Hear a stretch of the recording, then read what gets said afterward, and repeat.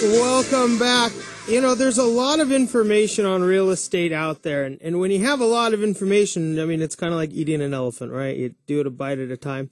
Bob Papke joins us because as often as people do try to buy houses, which isn't every day, now more and more, there's tons of information. And some of that information you get here, some of it you're going to get online.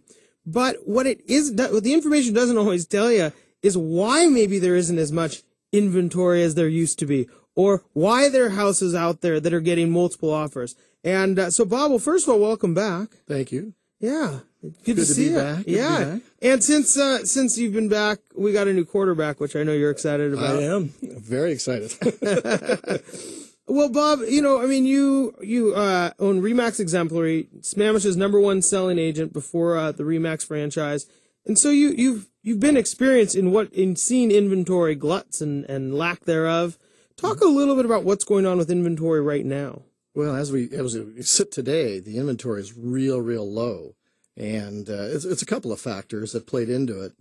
The last 2 years, we have seen sales in November and December at all-time highs, and it's typically pretty anemic. And that's what happened there is that buyer that you talked about. They've got a lot of information. They're getting educated. They're spending a lot more time purchasing a home. So they're sitting back, and in November and December, they're snapping up those houses that were put on the market in August and September that are beginning to drop their prices in October and November. And they're getting great values. They're also, by doing that, they're taking away some of the inventory that's leading into the first part of the year. So in January and February, we're starting out with a lot lower inventory levels. So that's 2 years running. And this year in particular, we're extremely low.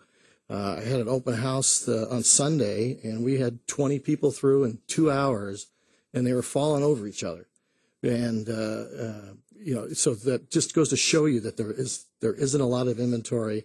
And the buyers are really looking forward to just take a spike here again in June and July. Yeah, I mean, in fact, in Aubrey's article, he had said there's only 3.9 months worth of homes for sale right now, which is typically it should be 6. Is that kind of Absolutely, extremely low. So I think the weather's played a little bit into it too. I mean, we've had kind of a schizophrenic weather around People here. need shelter. You've had some great weather, and all of a sudden it starts snowing. So today, the sun came out. I picked up about 3 calls of people saying, "Hey, it's time to list the house." It's like, okay, let's see the sun out. Let's see what's going on. Right. Let's get this going. So, if there's not there. I mean, I guess if on a percentage basis, there's almost more buyers than there are homes right now. Correct. And so, who are all these buyers? Well, that's the interesting part of it. You've got a lot of international buyers. You've got a lot of first-time buyers. And then you've got about 24% of the business right now is investors. So 1 out of every 4 people that are buying homes right now on the east side are investors. So that's an interesting little twist. Is there a difference in what they're looking for? I mean, are they a different animal than maybe the first-time home buyer? Well, it's not what you would think. Let me ask you something. I'll ask you a quick question. I had 3 open houses on Sunday that I had some agents who helped me with. I had a $300,000 home, a $350,000, and a $550,000. Which of those do you think I had the most people through? $350,000. Okay, no, it actually was the $550,000 had the 20 people fumbling over each other. Actually, the smaller priced homes didn't have as many. So the investors that are coming in, to the point that you were speaking of earlier, they're walking in and they're getting those higher end houses. They're commanding some of those higher end rents, and they're looking at it as a great investment opportunity. It's not just the less expensive homes. Which is, it seemed maybe different than what it used to be. You used to think most investors kind of, sucked up the bottom level inventory, and I don't want to call them slumlords, but that was kind of the element. Sure. Now you have investors going out and buying $500,000, $600,000 houses, as you said. Exactly. So it is. It's a very interesting dynamic. And of the 20 people that came through that home, I'd say 15 out of the 20 were international buyers. A lot of reloads and international buyers. And so how do you help somebody prepare? I mean, you're talking about 3 separate types of listings. How do you help somebody prepare these listings to kind of, attract each one of these types of buyer?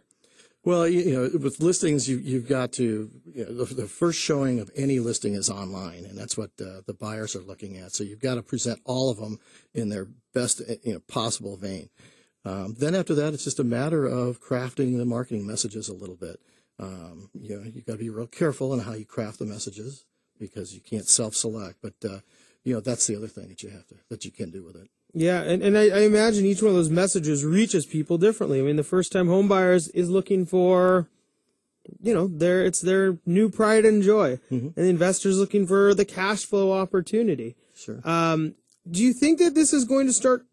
I mean, with this many investors, first-time home buyers getting back into it, 20 people into a listing, do you think that this is going to start transitioning the market? I do. I think what you're going to start seeing is. That the used to be a buyer's market, and it still is a buyer's market, but you're starting to see that sales price to the actual list price percentage start to go up. So what it sold for and what it listed for used to be about a 93 or 94%.